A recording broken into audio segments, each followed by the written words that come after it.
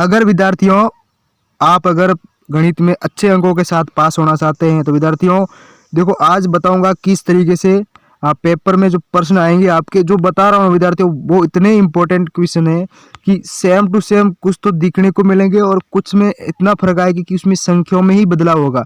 बाकी जो पैटर्न है विद्यार्थियों वो सेम टू सेम रहेगा। अगर आपने ये जो वीडियो देख लिया लास्ट तक तो समझ लो विद्यार्थियों आपने पिछले आपने कितना भी पढ़ा हो, चाहे कुछ भी नहीं पढ़ा हो, ठीक है, चाहे कम तैयारी की हो, लेकिन अगर आपने इस पेपर को और जो भी क्वेश्चन मैं बता रहा हूँ ना इसको शानदार तरीके से लास्ट तक ध्यानपूर्वक मन लगाकर अगर पढ़ लिया तो इस पैटर्न को समझ लिया तो समझ लो विद्यार्थियों आप गणित में आपका जो डर है वो बिल्कुल खत्म हो जाएगा। बस उम्मीद करूंगा कि वीडियो को लास्ट तक देखना होगा। मैं आपको इस तरीके से बता दूंगा कि इसका कैसा भी प्रश्न आएगा ना तो आप उसे सही कर पाओगे, क्योंकि हमेशा बोर्ड का ये पैटर्न रहता है कि उसका जो भी लेवल होता है ना एग्जाम का, बोर्ड का पेपर का, वो पैटर्न एक जैसा ही होता है। बाकी क्या होता है कि जैसे मान लो ये पर्सन दे रखा है ना, अब जैसे 14 सेंटीमीटर और 7 सेंटीमीटर, तो समझ लो विद्यार्थियों इसमें क्या होगा कि अब 14 की जगह आपको 15 दे सकता है या 7 की जगह आपको 9 भी दे सकता है, बस संख्या ही बदलाव होगा।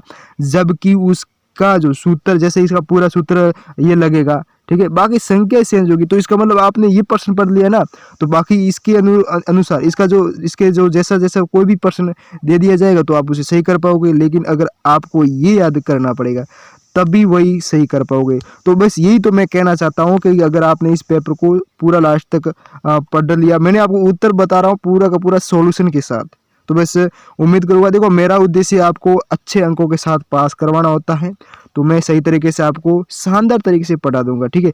बस हमारी मेहनत बेकार न जाए तो इसके लिए वीडियो को लास्ट तक देखें, मन लगा कर देखें। चैनल पर नए हो तो चैनल को सब्सक्राइब जरूर करें, ठीक है, और लाइक शेयर और कमेंट में अपने क्वेश्चन जरूर बताएं, आपको तुरंत इसका रिप्लाई मिल जाएगा, ठीक है विद्यार्थियों। तो बस अपने मन लगाकर ध्यानपूर्वक, एग्जाम बहुत ज़्यादा नज़दीक है विद्यार्थियों, ठीक है। तो शुरू करता हूँ और एक एक प्रश्न को उत्तर सहित आपको बताऊंगा। बस मैं कह रहा हूँ विद्यार्थी, बार बार नहीं कहूँगा, इसका पैटर्न एक जैसा ही रहेगा, चाहे कैसा भी क्वेश्चन आए। इस पेपर को पढ़ लिया तो कैसा भी क्वेश्चन आ जाएगा तो आप उसे सही कर लोगे, ये हमारा 100% वादा है विद्यार्थियों। आप बिल्कुल शानदार अंकों के साथ पास हो जाओगे, ठीक है। तो शुरू करता हूँ और ये देख सकते हैं आप जितना पूर्णांक होने वाला होगा और जितना समय दे रखा है वो पेपर में दिया जाएगा, ठीक है। जो निर्देश है वो आपको पढ़ लेना है। उसके बाद क्या करना है, आपको क्वेश्चन की ओर ध्यान देना है। सबसे पहला है कि परिमेय संख्या संवर्त है।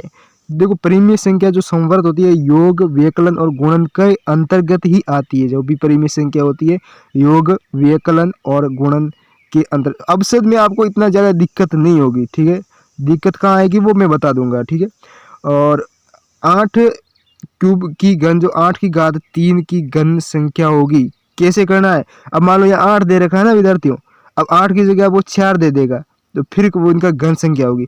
तो बस ये कर लिया तो समझ लो वो भी आपका हो जाएगा। बस पैटर्न समझ लो, गणित में कभी भी कोई भी क्वेश्चन हो तो रटा नहीं जाता, समझा जाता है, ठीक है। तो 8 है तो 8 इंटू 8 इंटू 8, तो टोटल कितना हुआ 512। तो समझ लो आप गुणा कर लेना, 512 आते हैं, तो इसका उत्तर हो जाएगा द, ठीक है। अगला है कि 1000 रुपये पर 8% साधारण ब्याज से 2 वर्ष का ब्याज होगा।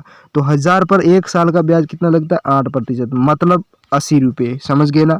1 साल का 80 रुपये, यानी 1000 का 8% होता है 80 रुपये, ठीक है। अब देख लो, तो अब 2 वर्ष का ब्याज पूछ रहा है तो 8 का डबल कर दो, तो 8 इंटू 2 यानी 16, यानी 160 रुपये। कितने 160 रुपये। तो 1000 का 2 वर्षों का 8% के हिसाब से ब्याज कितना होगा 160 रुपये। नेक्स्ट है, एक कार 5 घंटे में 360 किलोमीटर दूरी तय करती है, तो 720 किलोमीटर की दूरी तय करने में कितना समय लगेगा। मैं कह रहा हूँ विद्यार्थियों पैटर्न सेम रहेगा, बस संख्या ही बदलेगी। मान लो ये प्रश्न आ रहा है ना, यहाँ आ रहा है तो वहाँ भी वैसा का वैसा आएगा, बस उसकी संख्या 360 देख रही है ना यहाँ, तो वहाँ आपको 400 भी दे सकता है, 500 भी दे सकता है, यहाँ पे 900 दे सकता है। लेकिन विद्यार्थियों जो लेवल है, पैटर्न है वो सेम रहेगा। तो आपको पास होना एक सिंपल तरीके से, सरल तरीके से और कम तैयारी से बेहतर इसको लाना है। तो मैं पढ़ा रहा हूँ, वैसे पढ़ते जाओ, ठीक है।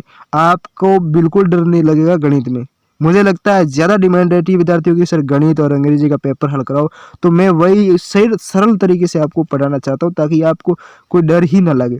तो इसमें क्या होता है, 5 घंटे में 360 किलोमीटर दूरी तय करती है, तो 720 किलोमीटर दूरी तय करने में कितना समय लगेगा, तो 360 का डबल होगा 720। तो मान लो इसका दुगुना है तो 5 घंटे लगे, तो वहाँ लगेगी 10 घंटे, ठीक है ना। तो 5 घंटे में 360 जाएगी, तो 10 घंटे में 720 जाएगी, तो इसका दुगुना चल रही है ना किलोमीटर। अगला निम्न में से द्विपदी व्यंजक है, तो द्विपदी व्यंजक कौन सा है, तो ये है देखो y और z, ठीक है, यानी दो पद है जिसमें कितने हैं, दो पद। चार भुजाओं से घिरी समतलीय आकृति को कहते हैं, तो चार भुजाओं से घिरी चतुर्भुज होगी, चार भुजा है जिसकी चतुर्भुज, उत्तर होगा इसका ब। नेक्स्ट इंपॉर्टेंट क्वेश्चन, ये आपको अच्छे अंकों के साथ पास करवाएंगे।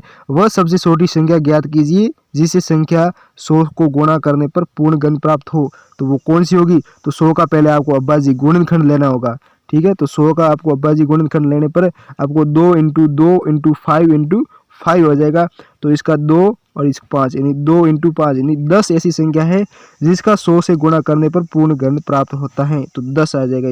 ऐसा भी प्रश्न है ना, अब प्रश्न ऐसा ही आएगा, बिल्कुल ऐसा आएगा, मैं कह रहा हूँ बार बार, सिर्फ यहाँ 100 की जगह आपको क्या दे दिया जाएगा, 200 दे दिया जाएगा, या फिर आपको 500 दे दिया जाएगा, या 10 दे दिया जाएगा, कुछ भी संख्या दे दिया जाएगा, लेकिन देखो पैटर्न सेम रहता। तो इसमें क्या करना है, कोई भी संख्या आ जाए ना तो बाजी गुणनखंड कर लेना, उसके बाद उत्तर इसका आ जाएगा, ठीक है।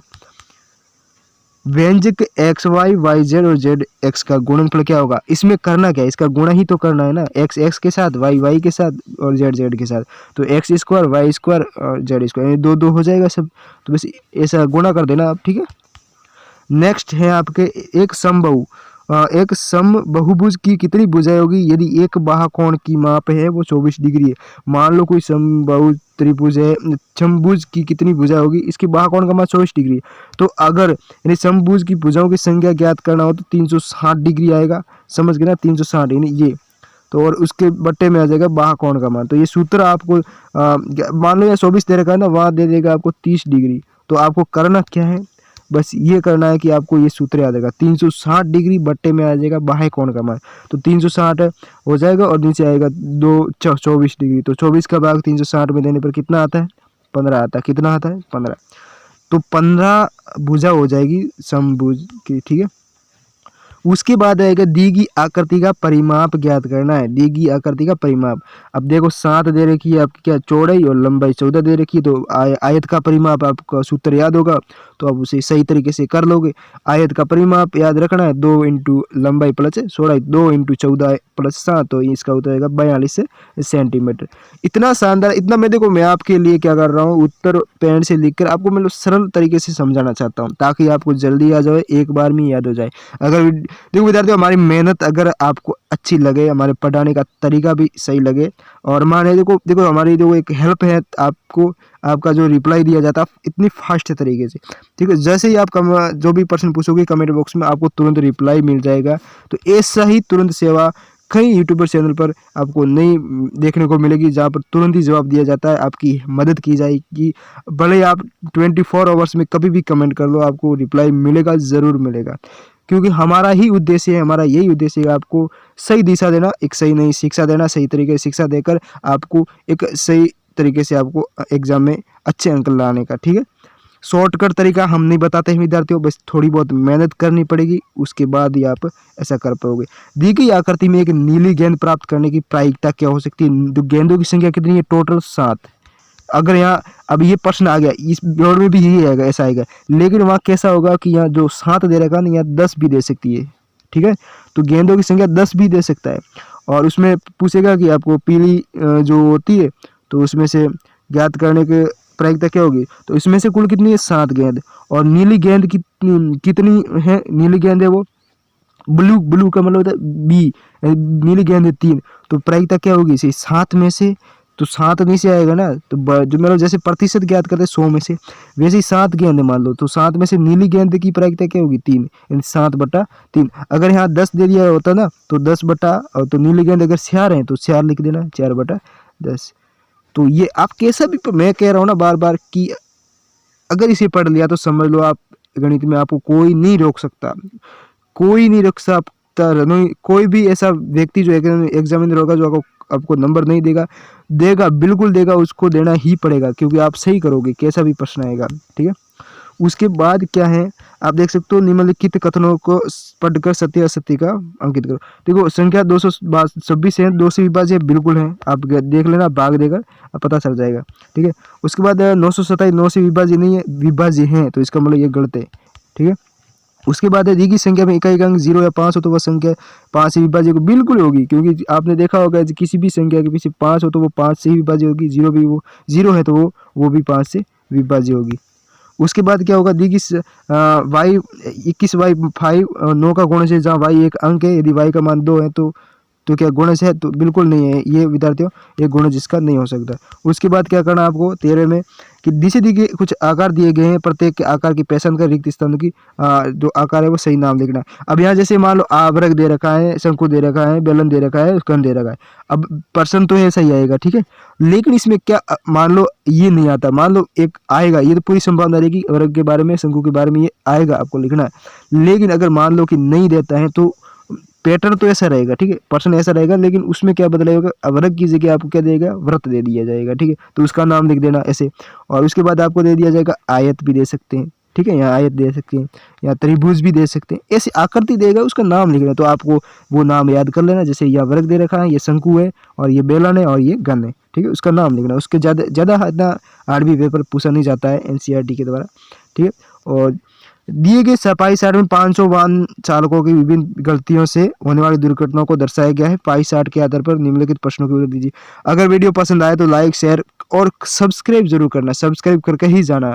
ठीक है विद्यार्थियों, क्योंकि हम आपकी एक तरीके से मदद करते हैं, तैयारी करवाते हैं शानदार तरीके। हमारी भी एक बहुत ज़्यादा मेहनत लगती है विद्यार्थियों कोई भी पेपर तैयार करने में। ठीक है, अब इसमें प्रश्न क्या दे रखा है, ये प्रश्न दे रखा है पाई चार्ट दे रखा है। तो इसमें सबसे पहला प्रश्न ये कि सबसे अधिक दुर्घटना किस गलती से हुई है और कितनी हुई है। तो सबसे दुर्घटना 30% में कौन आता है, वाहन चालक की गलती के कारण। ठीक है, अब 30% तो हो गया, लेकिन कितनी हुई ये तो ज्ञात करना है। तो संख्या कितनी दे रखी, 500, तो 500 है दे रखी है। ठीक है, अब हमें संख्या ज्ञात करनी है, तो संख्या कैसे ज्ञात करो, तो 500 दे रखा है ना, तो 30% वाहन की गलती से ये हुआ है। तो ठीक है, अब कितनी हुई है, तो आपको देख सकता है कितना हुआ, आप देख सकते हैं जैसे प्रतिशत में ज्ञात कर रहे हैं ना विद्यार्थियों। तो अब 100 में से प्रतिशत निकालते हैं। ठीक है, अब 100 में से आप देख सकते हैं प्रतिशत में दे रखा, तो प्रतिशत कितना है, 30%। ठीक है, 100 में से कितना, 30%। अब हमें क्या ज्ञात करना है, 1 मिनट विद्यार्थियों, यहाँ लिख देता हूँ मैं, आपको 500 दे रखा है, और 500 में से अब 100% है, तो 100 में से आपको 30% दे रखा है। अब कितने वाहन है, वाहन चालकों की जो 500, ठीक है, पाई चार्ट में 500 वाहन चालकों की विभिन्न गलतियां हैं। ठीक है, तब दे आपको कितनी संख्या, 0 से 0 2 कट के, अब 15 × 30 करो, कितना होता है, तो कितना होता है आप देख सकते हैं, तो 5 या 15 होते हैं, तो 15 आ जाएगा कितना, 150 आ जाएगा, कितना आ जाएगा, 150 दुर्घटनाएं हुई हैं। ठीक है, किसकी गलती से, वाहन चालक की गलती। तो यहाँ इसका उत्तर जाएगा पहले में, किसकी गलती से, वाहन चालक की गलती से, और कितनी दुर्घटना हुई, 150। ठीक है, उसके बाद प्रश्न है कि अचानक ब्रेक लगाने और सड़क की खराब स्थिति के कारण कुल कितनी, अचानक ब्रेक लगाना 12% और खराब सड़क की वजह से 15 है, तो 12 और 15 कितने होते हैं, 27%। समझ गए ना, 27%। अब कुल कितनी दुर्घटना संख्या में ज्ञात करना है, तो संख्या में कैसे ज्ञात करोगे, जैसे अब 100 दे रखा, 100 में से कितना प्रतिशत है, 27, और संख्या कितनी है हमारे पास है, आप देख सकते हैं आपके 500, कितनी है 500, तो 0 से 0 कट गया 2 से, तो ये आप यहाँ से गुणा करो, 27 से 5 से गुणा करो, तो कितना हो सकता है, तो आप 27 से 5 से गुणा करोगे तो कितना हो सकता है आपको 5, और यहाँ आ जाएगा 3, और 10 और 3 13, यानी 135 दुर्घटना हुई है। किसकी, अचानक ब्रेक लगने और खराब स्थिति की वजह से 135 क्या हुई है, दुर्घटनाएं। कितना शानदार तरीके से मैंने समझा दिया। बस आपका प्रश्न ये आएगा, बिल्कुल आएगा, लेकिन यहाँ जो प्रतिशत दे रखा थोड़ा यहाँ बदलाव हो सकता है, मुझे नहीं लगता होगा, लेकिन होगा तो क्या है, आप तो कर लोगे, क्योंकि ये आपने पैटर्न समझ लिया, क्योंकि आपने ये समझ लिया तो प्रतिशत ज्ञात करना आता होगा, तो आप इसे सही कर दोगे। ठीक है, तो समझ लेना, आपको समझ पर ही निर्भर करता है कि आप कितना किसी भी पेपर को आप हल करते हो। समझ आपकी सोच पर निर्भर करता है, जितना आप ज़्यादा प्रयास करोगे उतना ज़्यादा। एक समांतर चतुर्भुज रिंग RING दिया गया और परिभाषा और गुण आधार पर रिक्त स्थानों की पूर्ति करनी। तो ये देख लो आप दे रखे, ठीक है। अब इसमें खाली जगह भरनी है कि आर जी बराबर किसके हैं, तो ये आर और जी किसके बराबर है, तो आई एन के बराबर। किसके, तो ये आई एन के बराबर। किसके, आई एन के बराबर। तो आर जी वो आई एन के बराबर है, इसके बराबर है, समझ गए। उसके बाद क्या है कि कोण, देखो कोण जी आर आई किसके बराबर है, तो कोण जी आर आई है वो आई एन जी के बराबर। तो ये आ जाएगा इसके उधर आई एन जी के आधार पर। उसके बाद ओ एन, ये ओ और एन किसके बराबर हैं, तो ओ एन किसके बराबर है, वो आपके आई ओ यानी आर ओ के, ओ एन किसके बराबर है, तो ओ आर किसके, जिसके आप देख सकते हैं आपके इसके आर और ओ और आर के बराबर है, समझ गए ना। आप देख सकते हैं ये इसके बराबर है, तो ये इसके भी बराबर होगा ना, तो समझ गए, इसका हो जाएगा ओ आर। उसके बाद एक एम कोण आर प्लस एम कोण आई बराबर कितना है, तो 180 डिग्री है। ये कोण आर, ये आर है ना, ये पूरा कोण, ठीक है। उसके बाद कोण आई, तो ये आई। अब दोनों को मिला दो, इसको जोड़ो और इसको जोड़ने पर कितना आता है, 180 डिग्री। कितना आता है, 180 डिग्री। तो इसका उत्तर जाएगा 180 डिग्री। बस ये आपको याद कर लेना अच्छी तरीके से, ठीक है विद्यार्थियों। तो कितना शानदार तरीके से मैंने आपको पढ़ा दिया। बस अगर अच्छा लगे, पढ़ाने का तरीका अच्छा लगे, आपको पसंद आए, तो चैनल को सब्सक्राइब जरूर करना है। और भी मैं सही तरीके से आपको अन्य सब्जेक्ट को प्रश्न क्वेश्चन ऐसे हल कराऊंगा जो परीक्षाओं में हूबहू आपको देखने को मिलेंगे, ठीक है। अब गणित में आपका मुझे लगता है काफ़ी ज़्यादा डाउट क्लियर हो चुका होगा, और भी आपके मन में डाउट है, मतलब थोड़ा डर है, तो मैं और एक नए क्वेश्चनों के साथ, प्रश्न उत्तरों के साथ जो हूबहू आपको परीक्षा में देखने को मिले, ऐसे प्रश्न लेकर आऊँगा अगले वीडियो में। तब तक बने रहना हमारे चैनल पर। जय हिंद, जय भारत।